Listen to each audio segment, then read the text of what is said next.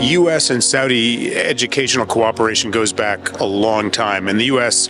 educational sector, U.S. universities, colleges, private schools, public schools have a lot of experience in education domestically and internationally.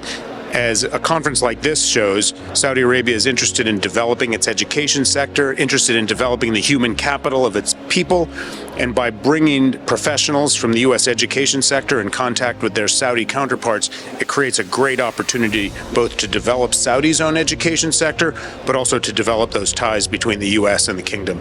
I think it's an important step forward in terms of our educational cooperation. As you know, Saudis have for many years studied in the United States.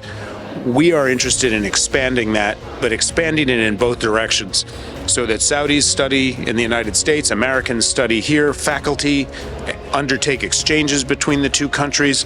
And I think by bringing those two sides together, by expanding two-way educational exchange, it brings the two countries together and it improves the educational systems in both countries. Excellency, the Minister of Education of Saudi Arabia had an excellent trip to the United States, to Washington, to Chicago, to New York. As part of that, we convened a working group on educational exchange, two-way educational exchange between him and U.S. counterparts. We began negotiation of a bilateral MOU that will create a framework for expanding that cooperation.